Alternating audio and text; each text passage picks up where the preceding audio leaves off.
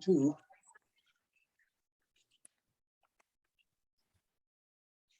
In Seattle, at the end of this month, Microsoft is going back to the office. So that's going to be a big deal. If you could all please mute yourselves. The prelude is Rolling the Stone by Jimmy Yancey. Jimmy Yancey is a man born in Chicago and I think died in Chicago, who played baseball for the Chicago All-Americans in one of the Negro leagues around the time of the First World War. And then between 1925 and 1950, I think he died the following year, he was a groundskeeper for the Chicago White Sox. And all the time he played a wonderful piano, and that's the prelude today. Rolling the Stone by Jimmy Yancey.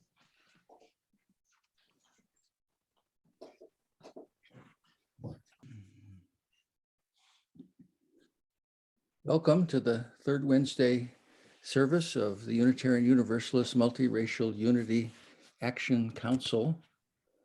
Our service tonight, our preacher tonight is the Reverend Rick Hoyt-McDaniels.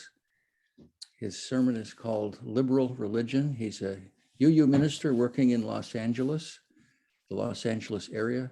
After earning a degree in music composition and an early career in nonprofit administration with the AIDS Project Los Angeles, he received a Master of Divinity from the Claremont School of Theology in 1998 and was ordained and fellowshipped with the Unitarian Universalist Association later that year.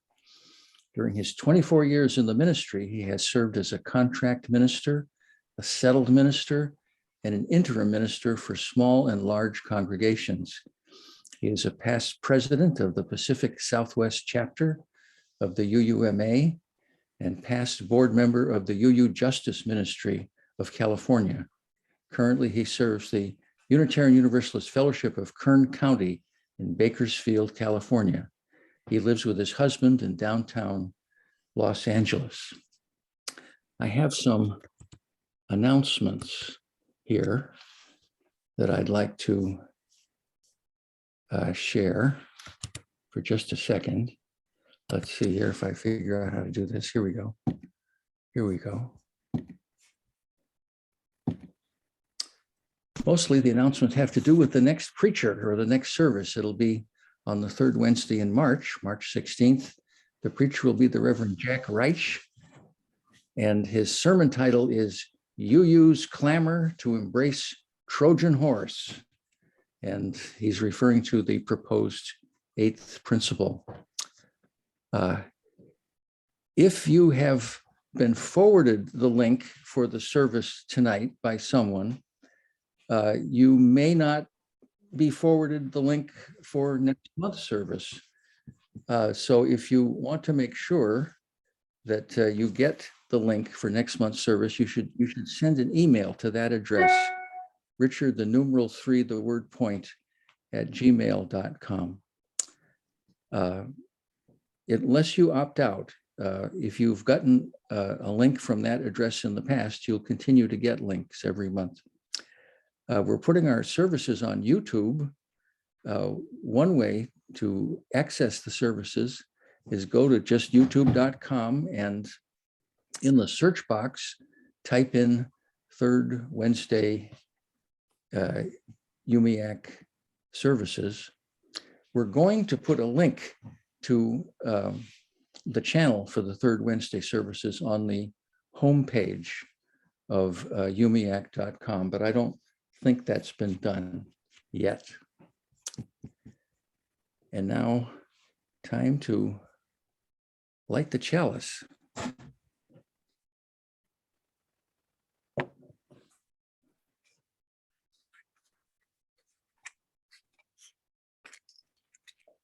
And Rick, I think you're going to say some words while I light the chalice. It'll take me a while to struggle to do this, so just feel free to talk at any time. Okay. Thanks, Richard. And thank you for the introduction. And thank you for inviting me to be with you this evening. These are words from Christine Robinson. She writes, "We gather this hour as people of faith with joys and sorrows, gifts and needs, We light this beacon of hope, sign of our quest for truth and meaning in celebration of the life we share together.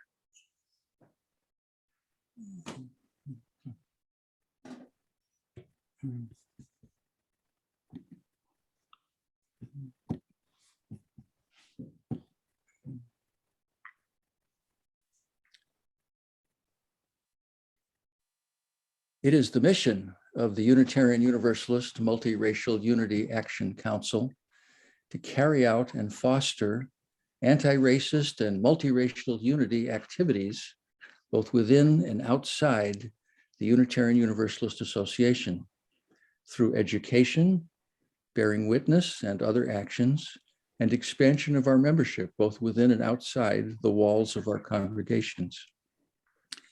We also seek to defend our UU principles against those who seek to undermine them. We envision our congregations, denomination, and society as not being color blind, but color appreciative, as judging and treating members of the world's rank and file by the content of their character, not the color of their skin or their cultural heritage, and as treasuring diversity in the context of the beloved community. We call this vision multiracial Unitarian Universalism. This is the goal we seek. This is the mountaintop. This is the prize we try to keep our eyes on, the unity of light and dark-skinned people of the world.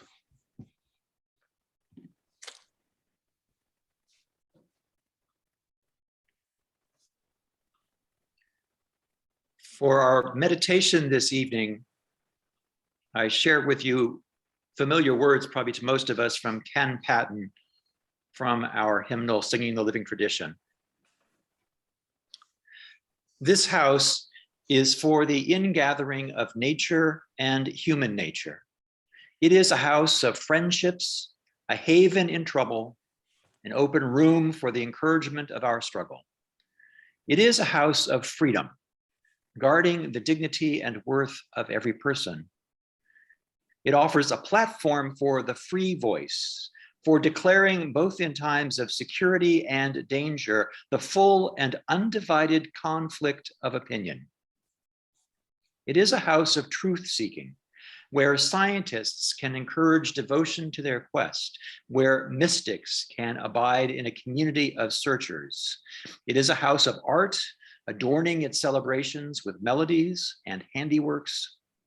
It is a house of prophecy, outrunning times past and times present in visions of growth and progress. This house is a cradle for our dreams, the workshop of our common endeavor. Let's take a few moments to be silent together.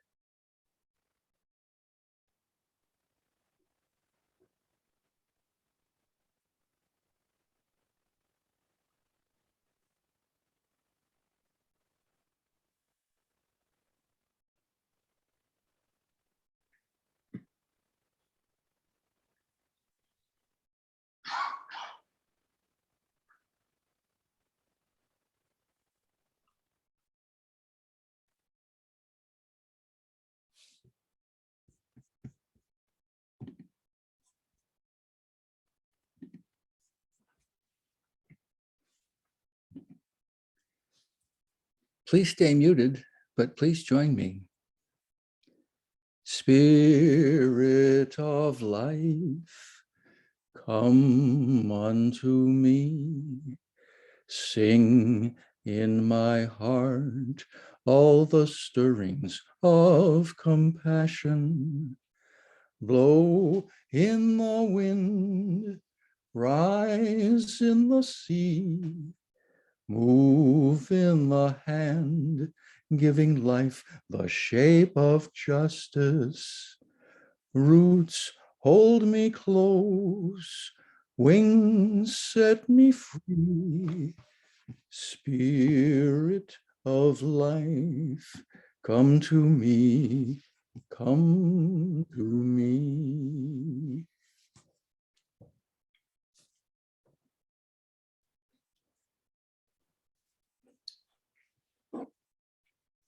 Our reading for this evening are words of John Milton, also included in our hymnal. This is a responsive reading. So Richard, if you're prepared, I thought we could read this responsively back and forth. So I'll take the regular type if you'll read the italics responsively. Okay. Title is Freedom, and the number in the Sing the Living Tradition is 671. Our faith and knowledge thrive by exercise, as well as our limbs and complexion. If the waters of truth flow not in a perpetual progression, they sicken into a muddy pool of conformity and tradition. The light which we have gained was given us not to be ever staring on, but by it to discover onward things more remote from our knowledge. Where there is much desire to learn, there of necessity will be much arguing, much writing, many opinions. Give me liberty to know, to utter, and to argue freely according to conscience, above all liberties. And though all the winds of doctrine were let loose to play upon the earth, so truth be in the field, we do injuriously to misdoubt her strength. For who knows not that truth is strong next to the Almighty? She needs no policies, no stratagems to make her victorious. Let her and falsehood grapple. Whoever knew truth, put to the worse in a free and open encounter.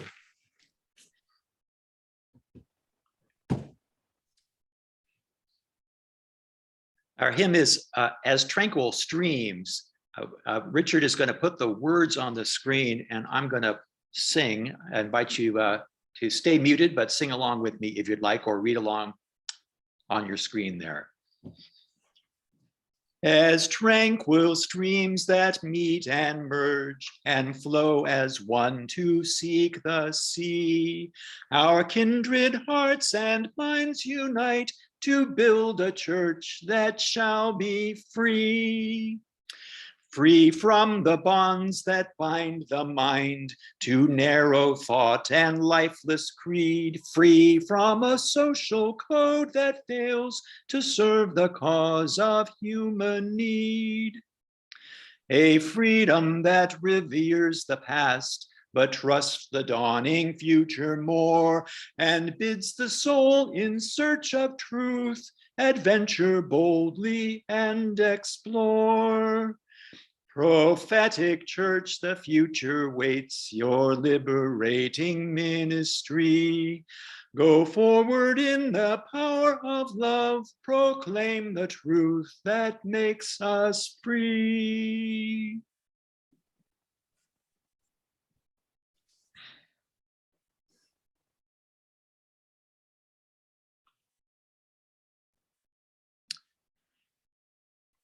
This house is a house of truth seeking, says Ken Patton in the words of our meditation.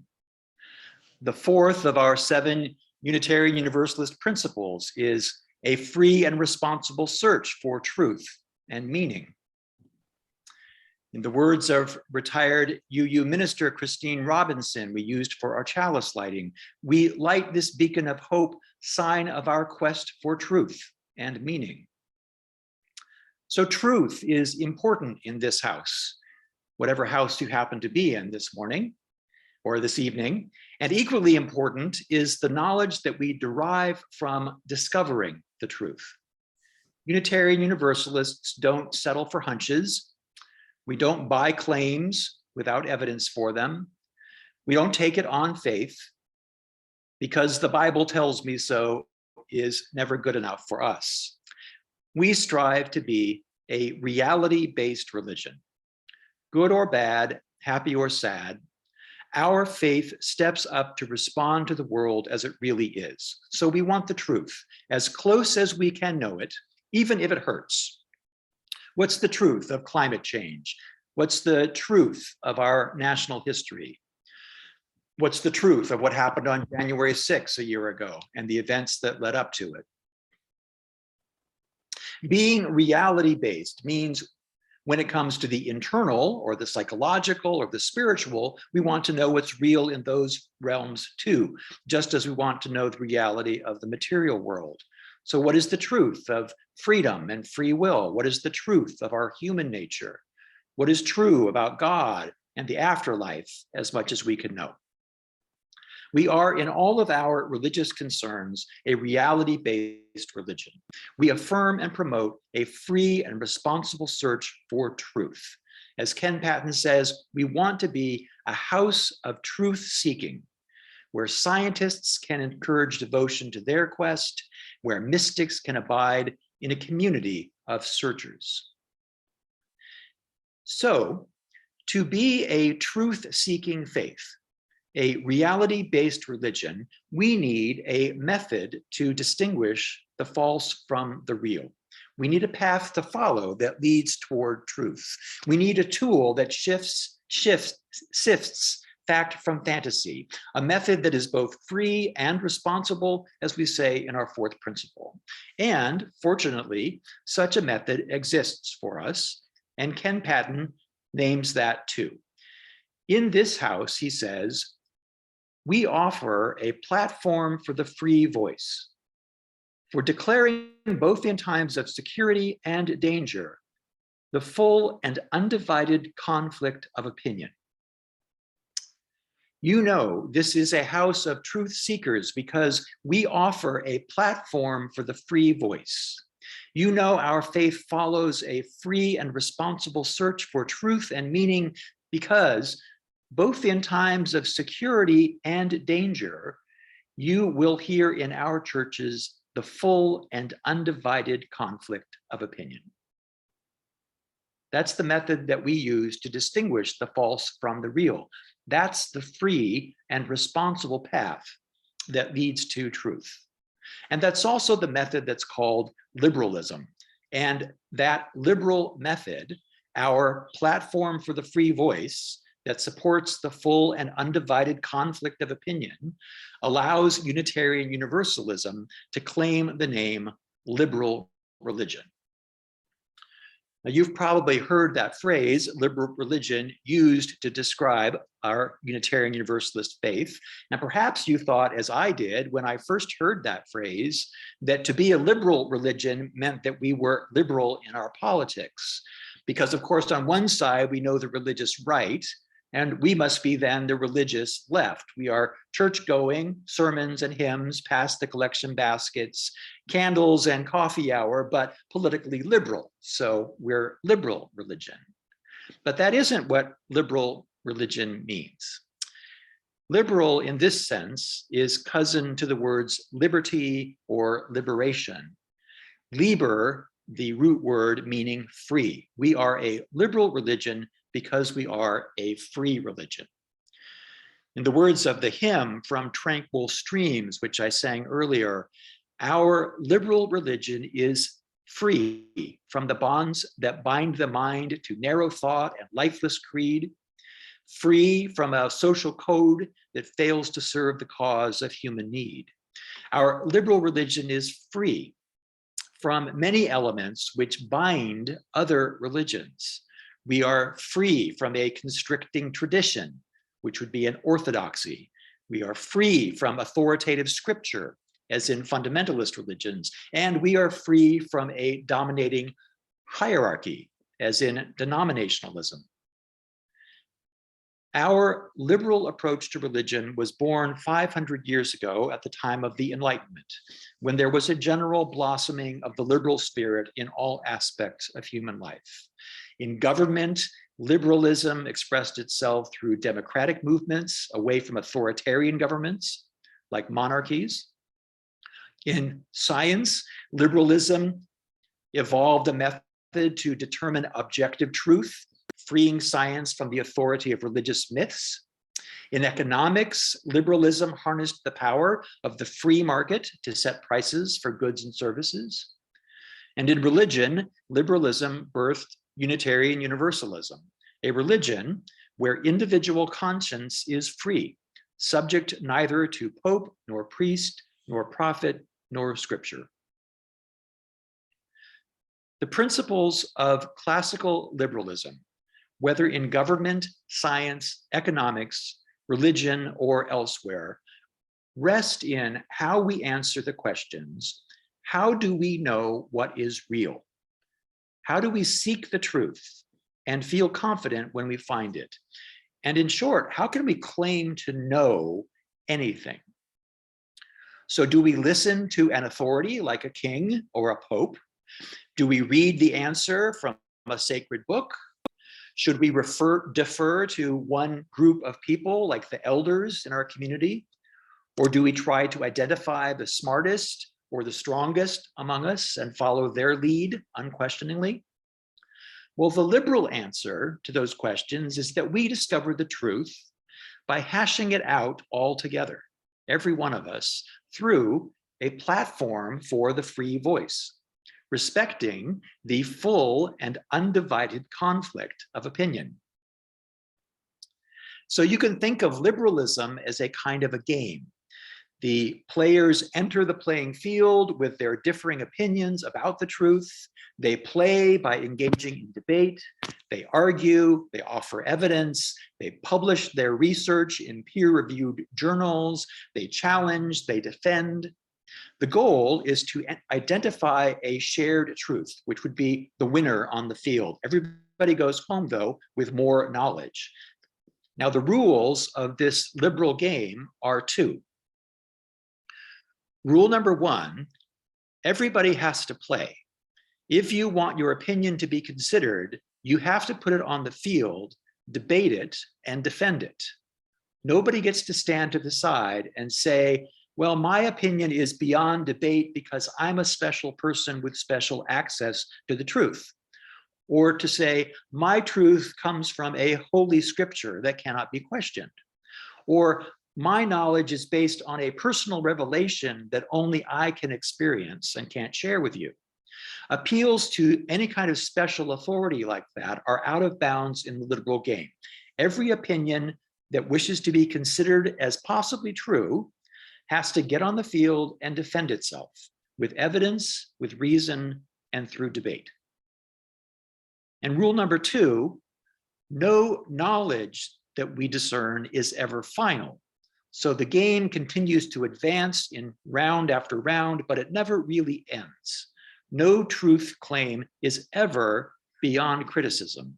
Even long settled knowledge that we think we know for sure has to remain in play. You can't ever say, this truth is grounded in a wisdom tradition centuries old and unchanging. The meaning, the very meaning of knowledge in this liberal system is when this idea is repeatedly tested and probed and further explored, it continues to prove itself on the field as the best description of reality. When John Milton says, our faith and knowledge thrive by exercise, as well as our limbs and complexion, he is describing the play of the liberal game. When he says the light, which we have gained, was given us not to be ever staring on, but by it to discover onward things more remote from our knowledge, he's giving us the second rule of the liberal game. No knowledge is ever final. Every new knowledge we learn is a light that guides us further. And when Milton says, here of necessity will be much arguing, much writing, many opinions, it sounds like he's giving us a play-by-play commentary of the action on the liberal playing field. Milton wants to give the players the liberty to argue freely according to conscience, above all liberties. That's the most important freedom we have, says Milton, to be able to argue freely. And yes, all that arguing sounds uncomfortable. If you're going to play the liberal game, you have to be willing to let your ego take a hit. You might get your feelings hurt as your theories get picked apart. But debating ideas is also kind of exciting, like the fun of any competitive game. Ken Patton's The Full and Undivided Conflict of Opinion sounds like a sportscaster calling the Super Bowl. a Super Bowl of liberal truth-seeking. But what of the danger that with all of that arguing, the truth that we're searching for will get buried beneath opinions that are patently offensive or repugnant or just plain foolish? Aren't there some ideas that we should just banish from the field so we can get to the truth faster? Well, Milton says no. He writes, though all the winds of doctrine were let loose to play upon the earth, so truth be in the field, we do injuriously to misdoubt her strength. For who knows not that truth is strong next to the Almighty? She needs no policies, no strength. Make her victorious. Let her and falsehood grapple. Whoever knew truth put to the worse in a free and open encounter. If we allow the game to play out in a free and open encounter, the truth will out. When we set up policies and stratagems that bar some ideas from the field and attempt to force one idea to the top, we break the liberal rules. That's cheating. And the truth suffers because we're no longer looking for the truth. We're simply crowning my truth. And we're stopping the game, which prevents our good ideas from getting even better through criticism and refinement. As Milton says, we have allowed the stream of truth to sicken into a muddy pool of conformity and tradition. Well, that's not liberalism. And as a liberal religion, if we lose liberalism, we lose something essential to our faith. If we lose liberalism, we lose who we are. If we allow, excuse me, policies and stratagems to silence the full and undivided conflict of opinion in our religious pursuits, then we may have earned a temporary respite from the noise, but we have thwarted our liberal truth-seeking in favor of an orthodoxy, a fundamentalism, a denominational conformity. We are a liberal faith, but in our churches in the last several years, and in the larger society around us lately, we seem to be losing our faith in liberalism. I'm used to seeing challenges to liberalism from the political right. Religious fundamentalism, strongman authoritarianism, policies that ignore science, leaders that argue from emotional rhetoric instead of evidence, white racist nationalism, unhinged conspiracy theories. Many on our political right recently seem to have abandoned the value of truth entirely. But I'm also seeing attacks on liberalism from places I'm not accustomed to seeing it, from the political left, and in our Unitarian Universalism too. Here is the danger I see.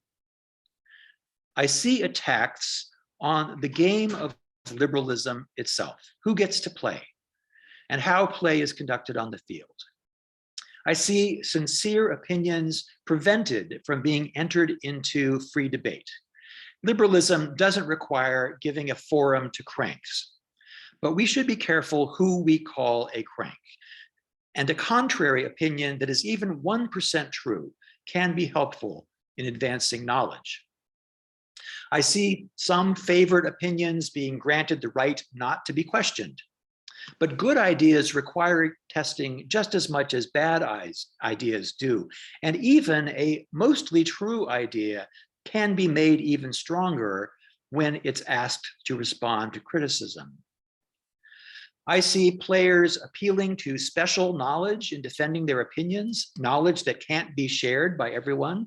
When a player says something like, you can't know this for yourself, you just have to believe me, they are substituting belief for knowledge. Knowledge always belongs to everyone, and trust me is not an argument. I see players using claims of harm or hurt feelings as an excuse to withdraw from the debate, yet still expecting respect for their ideas. Attacks against persons are intolerable, but criticism of ideas is how we advance toward the truth. That's how we play the liberal game. And then there are the more serious attacks against the very premises of liberalism. For instance, liberalism requires that we acknowledge an objective reality. It is illiberal to consider reality a cultural construct and thus deny any possibility of a shared knowledge of that reality. Liberalism employs truth-seeking tools that are neutral, available to everyone, and work the same for everyone.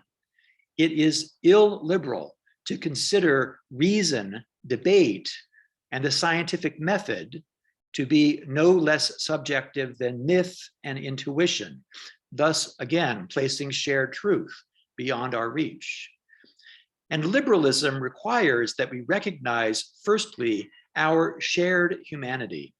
It is illiberal to consider a person's status in a subgroup of humanity to be more fundamental to their identity than the humanity that we all share together, which would mean walking away from the goal of world community that we seek in the sixth principle of our faith.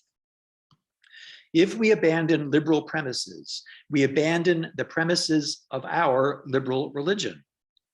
There is no shared truth to search for. There's no objective reality we could base our religion on. And there's no usefulness in debate or meeting in community because no shared understanding is ever possible. On the other hand, liberalism works. The advancements in human society over the last 500 years under the liberal method are undeniable. In science, in medicine, in technology, in human rights, and in religion, too. Life under liberalism has gotten demonstrably better in the last 50 years for people of color, women, gays and lesbians, and disabled persons. Yet, liberalism, despite its success, its progress is too slow for some. As lives do improve gradually, some suffering will continue, and that's hard to bear. And the progress of liberalism rarely moves in a straight line forward. So the liberal method is frustrating for those who have a more radical spirit and who are self-convinced of their vision for the future. Some feel they can jumpstart the change they seek by substituting disruption and dismantling for debate and persuasion. Perhaps they feel in these dangerous circumstances we don't have time anymore for liberalism. I understand the frustration and the impatience, but liberalism is the best path to the truth and to the world of liberty and justice we seek. Liberalism requires the free exchange of ideas, so conflict is expected, and conflict is hard. But liberalism is the proven answer, both in times of security and danger. If everybody plays, if everybody is allowed to play, if everybody understands the requirement to defend their opinions through evidence and reason, not appeals to special authority, and if we agree that no proposed truth is ever beyond question, then liberalism works. We can move forward on our search for truth, propositions become knowledge, humanity gains a closer approximation of reality, erroneous beliefs are corrected, and any laws or cultural norms based on those wrong beliefs can be overturned. Suffering eases, society progresses. If we lose liberalism, we lose the best tool humanity has ever had for overcoming injustice, easing suffering, and advancing human society. Let us not now abandon the method that has been so effective for so many for so long. Thank you. Oh my goodness, thank you. Thank you.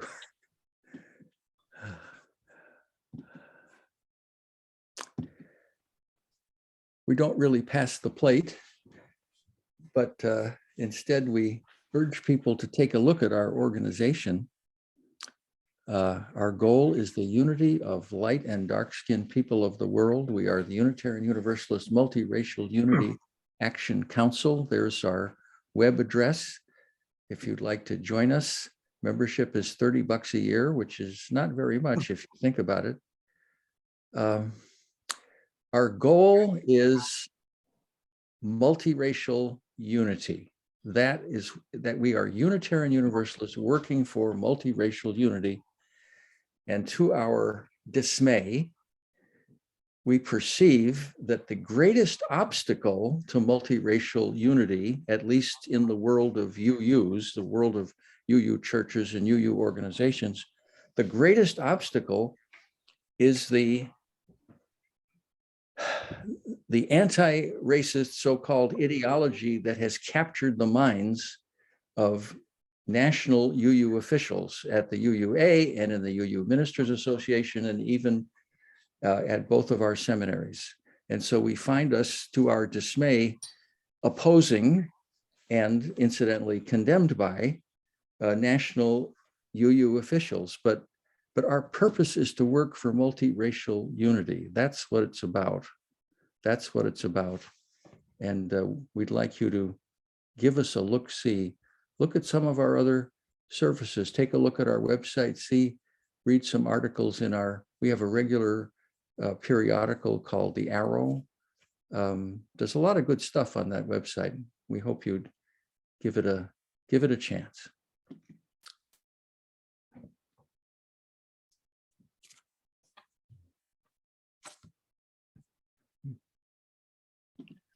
For our closing words, I thought I would sing to you again. This is a hymn again from Singing the Living Tradition, but it's not one that we commonly sing, or at least I didn't know it very well, but I think it's perfect for tonight's theme. Number 297, The Star of Truth. The star of truth but dimly shines behind the veiling clouds of night, but every searching eye divines some partial glimmer of its light. The certainty for which we crave, no mortal ones can ever know. Uncharted waters we must brave and face whatever winds may blow. Though for safe harbor we may long, we must not let our courage fail. And though the winds of doubt blow strong, upon the trackless ocean sail. From honest doubt we shall not flee, nor fetter the inquiring mind. For where the hearts of all are free, a truer faith we there shall find. I like those words. You know, we could probably put them to a tune more familiar to more of our congregants, and I bet we can make that hymn more popular. Yeah, that's a good idea. The meter is just the regular standard long meter, so there's no reason it could be a more simple tune. Yeah, or more familiar tune anyway. Yeah. We don't have coffee hour. We just kind of hang around here at the end, talking, conversing about anything you want. I try to be a good moderator. I ask you, please, to raise your hand. If you're not familiar with Zoom here, there's at the bottom of the screen, at least on a laptop, there's a little thing that says raise hand. And if you click on it, as you might have just seen in my window, a little yellow hand comes up in your window. And not only that, but the Zoom technology moves your window to be at the very front.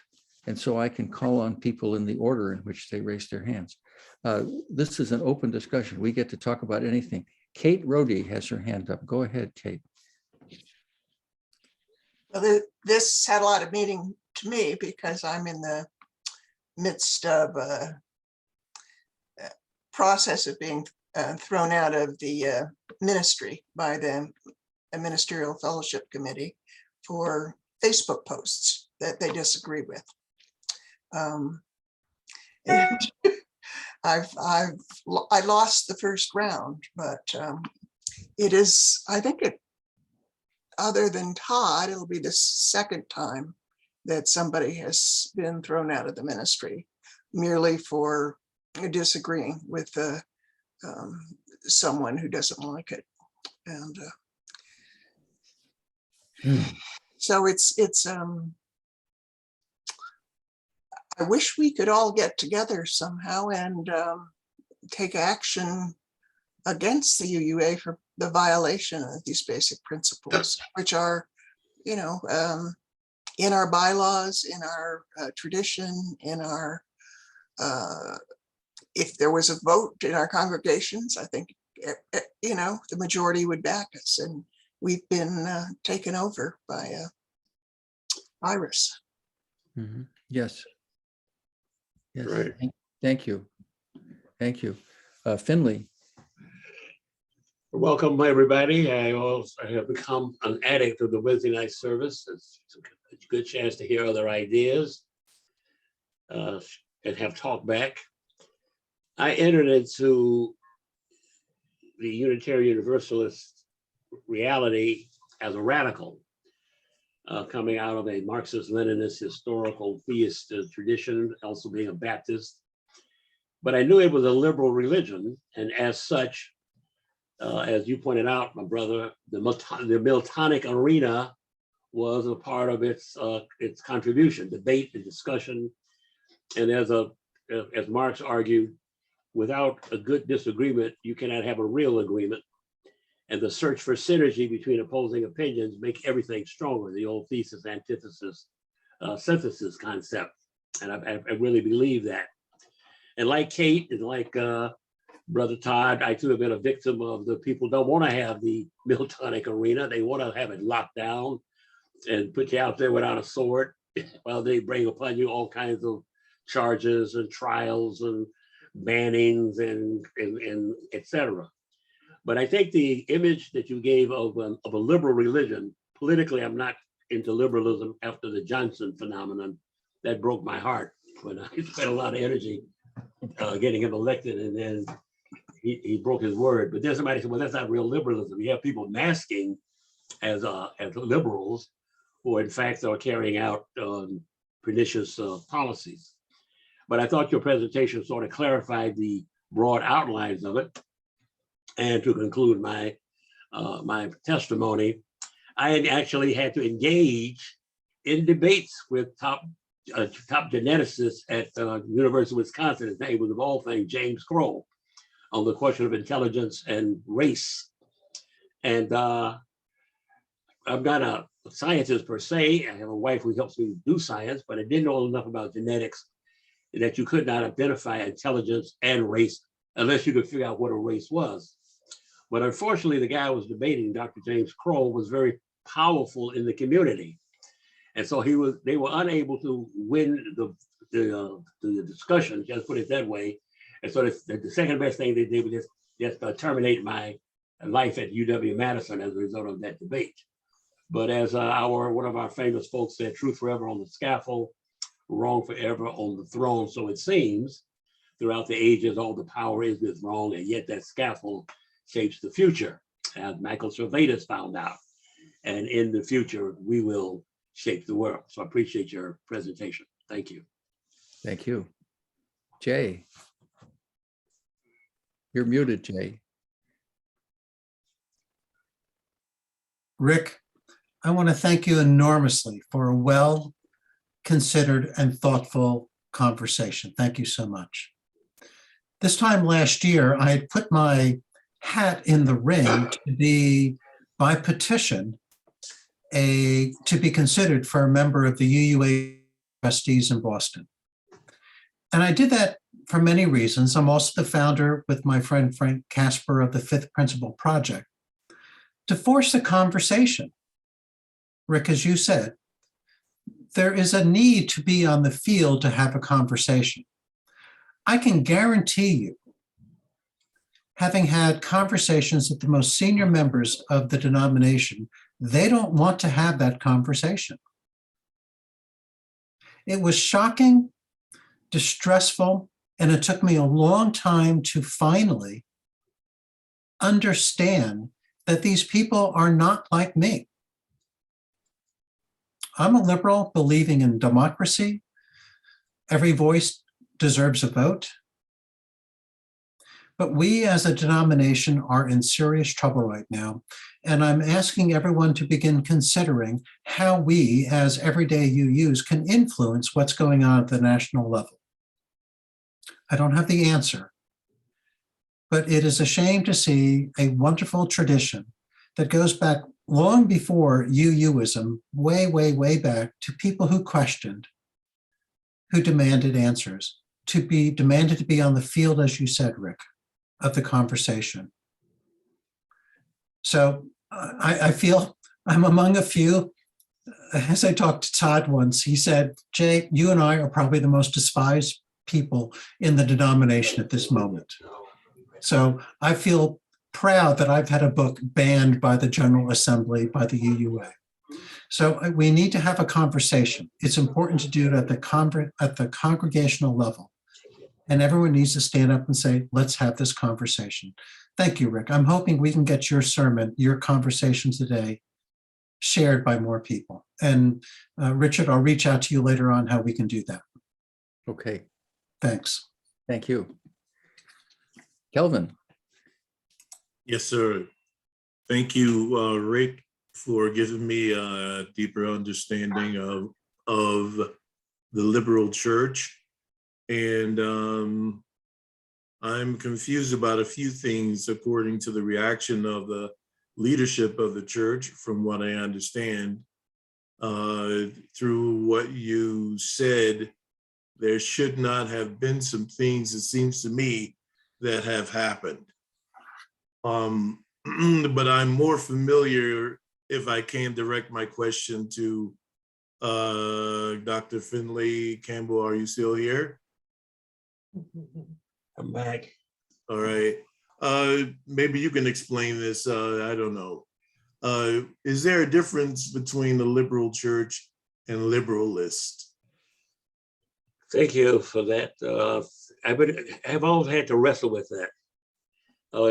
In my ongoing radical orientation, I was a liberal myself. I thought liberalism was the way to go. I read the New Republic religiously. I read The Nation religiously. And I thought liberalism meant defending the Rosenbergs. And during World War II, we had the Great Popular Front movement that brought together the liberal tradition, the Stalinist tradition, and the nationalist tradition in the fight against the Nazis. So it was always an image of liberalism as being progressive. But during the Vietnam War, a critique of liberalism began to emerge, that the various things that my brother talked about, open-minded objectivity, became used as a weapon. And it was symbolized by a man named McNamara, who was brilliant, he was analytical, he was enlightenment, in a sense, in full flower. And he used all of that scientific, empirical mechanisms to defend the war, even though it was clear that the war could not be won the way they were fighting. And so liberalism during that period to me meant either hypocrisy, or this was the nature of liberalism when you stripped it down to its true nature. So today I try to recognize the positive things that were said by my brother here, and I've come up with this terminology. I can deal with the word liberal in its meaning of democratic, analytic, search for truth and meaning, 5 to 7 principles, and sort of separate out that tradition from the tradition I experienced during the Vietnam War and the battles right afterwards. I decided to call them liberalists. It's like you have communists and populists and fascists. I identify these folks who use the liberal mechanism for devious means as liberalists. And with the rise of neoliberalism, which is clearly not the same as the traditional meaning of liberalism, I even favor that word better. I consider the present Biden approach to world peace, for example, as a classic example of neoliberalism, and I would call him a neoliberalist. So that's how I try to separate the wheat from the chaff. The wheat of the great liberal tradition that Lionel Trilling described in his great book on the liberal tradition, from the manipulation of that tradition by the Johnson McNamara crowd during the Vietnam War. Thank you. Hey, thank you, Kelvin. Jack.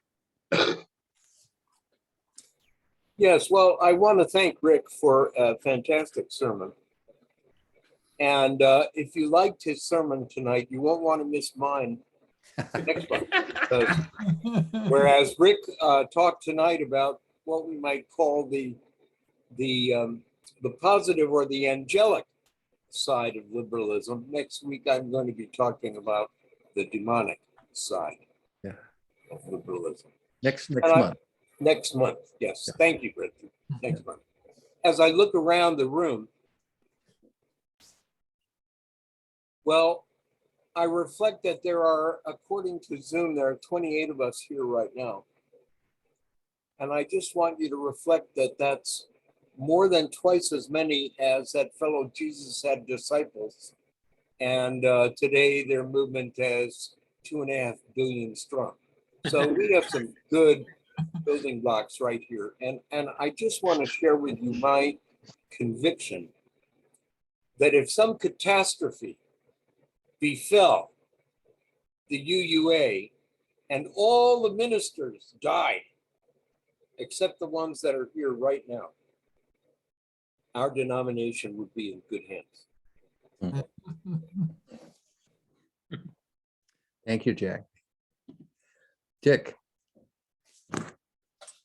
Hello, I'm Dick Burkhardt from Seattle. And I've been engaging with some of our leadership over the last several months, listening into UUA board meetings and open houses, and went to the Pacific Western Regional meeting just to try to get a better grasp of what's going on. And what I've found was exactly what some people here have been saying, that there's an absolute refusal to talk about anything related to the controversies, the hiring controversy, the Gadfly papers, the cancellations. Any of these things are just totally untouchable. But there are a few people I've talked to, including our co-moderator Meg Riley, who do seem to be open to discussion on other issues. If I bring up something related to the cancel culture, there's just no response. Also, an old friend, Tandy Rogers from the Pacific Western region, I've had a good conversation with her, but again, certain topics are off limits. And I think our local minister in Seattle, Saltwater UU, Kristen Kariga, clarified for us what's really going on there, is that it seems to me it's a matter of loyalty. They've been through this critical race theory treadmill, and it emphasizes very strongly how hurt people of color are, and that you must be, if you're a worthy person, you must be a white ally to them. And that means suspending your own judgment and saying that these people have had special problems, they deserve special treatment. There's a different class of people. It's like, in this case, the people of color who may have been involved in some of these controversies, saying some pretty maybe nasty things. They've become like a protected class. Even though I think some of these people know that this is an issue, it's something that's unmentionable because that would violate their oaths of loyalty. And if you've seen this word accountability, take a hard look at that. If you go to the eighth principle website, there's a definition of accountability from the point of view of critical race theory and Black Lives Matter. And it basically says that we're all accountable to these groups described as caucuses of people of color in this definition, groups like Drum and whatnot. We all have some accountability to them. No accountability for them to us is specified. Their only accountability is to themselves. And also the method of that accountability. Again, we're supposed to be accountable to them, but there's no method of enforcement that is specified. So what happens when they're demanding certain things and our leadership or any of us can't go along with that? There's no method of sort of resolving differences. It's just a one-way accountability. And I think that often ends up in these cancel culture actions with nasty words being said. And then those have to be excused because of where they're coming from. Mhm. And so that's one of the lessons I've learned that we have to deal with. It's like Trump said that he could shoot someone on Fifth Avenue and he would lose almost no supporters. It's the same kind of loyalty going on here, unfortunately. The loyalty is on the right side of our society. It's also now on the left. It's taking precedence over the free and responsible search for truth and meaning. And so that's a hard nut to crack, but it can't last forever. So we do have to work on it. I don't know how. Since there's no hand up at the minute, at the second, let me stick my own thing in here. It seems to me that the national UU officials have lost faith in Unitarian Universalism. They've lost faith in what they say is their religion, the religion that they've devoted themselves to. It comes down to that. Jay, yes. There we go. Richard, you have to go with Jay, the wiser. Jay the elder. The wiser Jay. We have Jay Atkinson. well, Dick, your explanation comports with the best that I've been able to glean about the thinking that is responsible for this. What mostly, well, I shouldn't say mostly, but what particularly puzzles me is the continual reference, and this is more true in the UUMA literature than the UUA literature, is the continual affirmation of transparency. When transparency is the thing that is egregiously lacking. I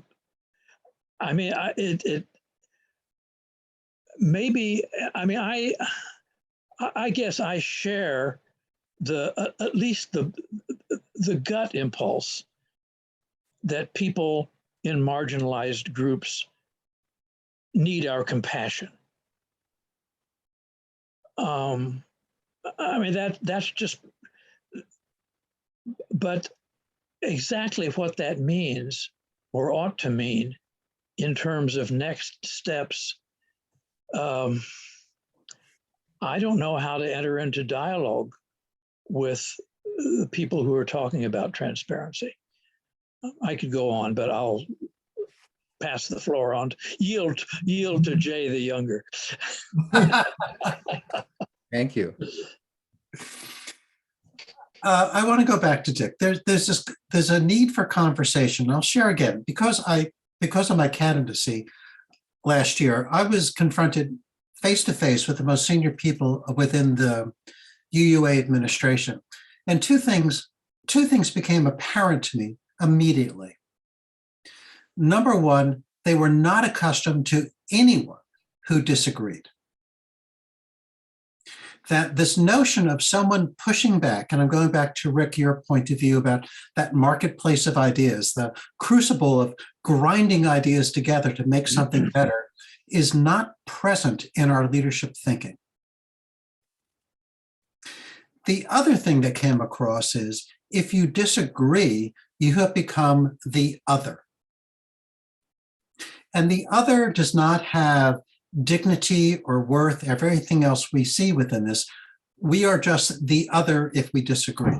It's why my book was banned, why my ask for an article discussion in UU World about my candidacy was agreed to. And it did occur, but I was never interviewed. Only the board recommended their own candidate.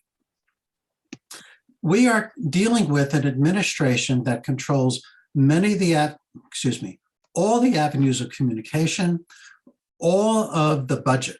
And we, again, I'm going to go back to this. There'll be something on the Fifth Principle Project website shortly that we at the congregational level need to charge our delegates to begin voting as congregational delegates.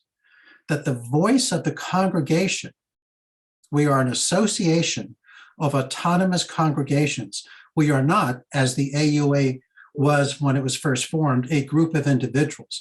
We are autonomous congregations. Everyone in our congregation deserves to have their voice represented in the voting of their GA delegates. GA delegates cannot go, should not go, not appropriate to go, just as individuals. It's a big ask, but I'm asking people to begin pushing this conversation within their congregations. That's all I've got to say. Thank you. Kelvin. Thank you. As for what should happen with these groups that you aforementioned, I know what should not happen.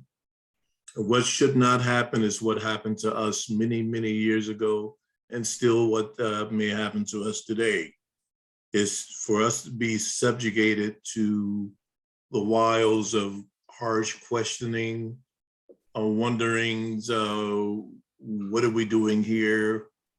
Why are we here? Who brought you here? Why did you bring them here? Not one white person in this congregation throughout the nation or the world should feel guilty, should feel bad about racism and things that have happened in the past. If a white person has come to me as a brother or a sister in this congregation, it is my duty as a Black person to accept that person as my brother or my sister, not with any obligation. If you feel in your heart contrite and like, look, I was probably a racist before, I am not that now. What happened in your family history is not your fault.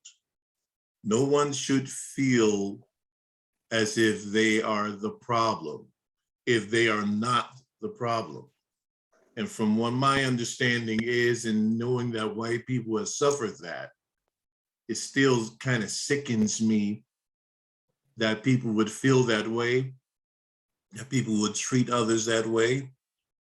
And when I'll never forget when I went to to New Orleans, and I saw and I met white people who were in tears because they wanted so badly to know, to tell others, that's not me. That was never me. I am not the one to subjugate Black people or to call them the N-word or to do this or to do that. I try to love as much as I possibly can. Now, it is all of our duty, each and every one of us, to try to create a better society. But to put it on one group of people is horrible, and you're asking for people to leave in droves. Thank you so much. Thank you. Dick. Amen.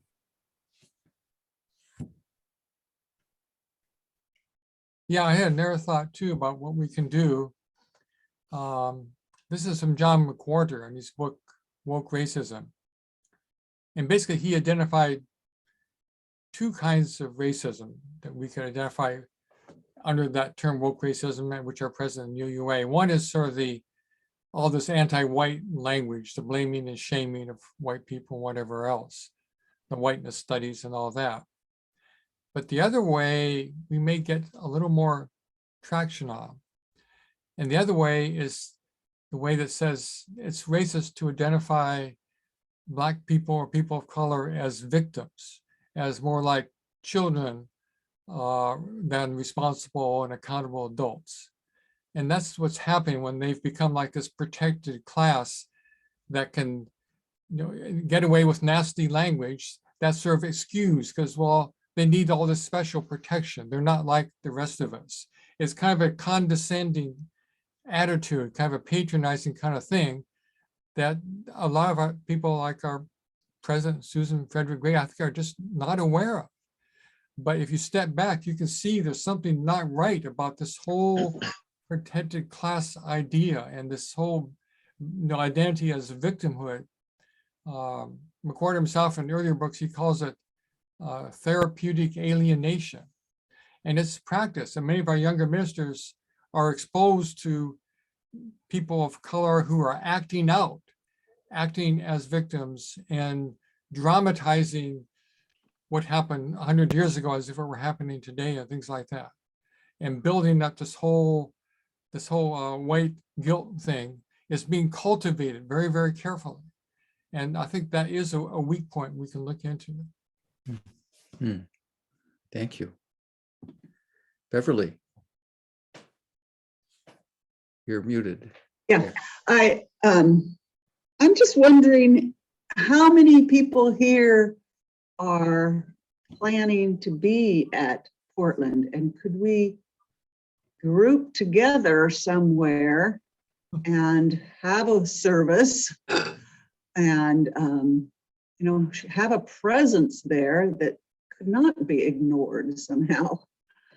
How many of us can commit to meeting there and getting something done? That's all I have to say.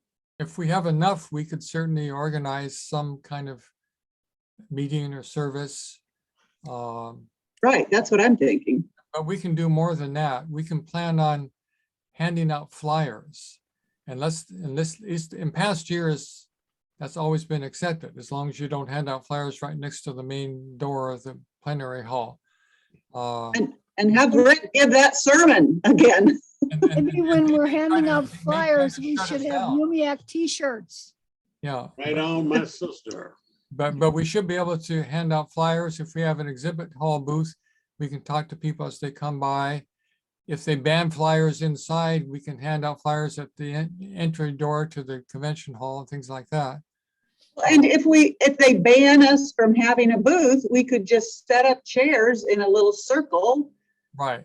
Inside of a circle, and have interesting things going on all the time. That's happened in the past. Often there's a lunchroom right next to or part of the exhibit hall where there are lots of tables for people who have lunch. And you can maybe take over one of those tables. That's been, people have done that in the past in a semi-informal basis and had little group meetings there. We could put a UMIAC sign on the table. Right. Well, I think people need to see that there is a substantial group of us who are very concerned about what is happening, and hopefully can get some of them to come listen to what we have to say. Finley.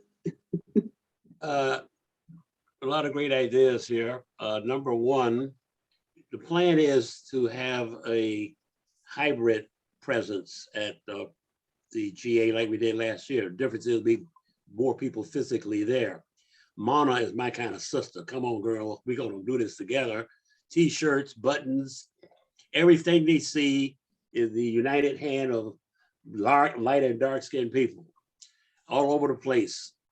Number two, don't assume you're going to be able to have too much guerrilla warfare inside of this structure.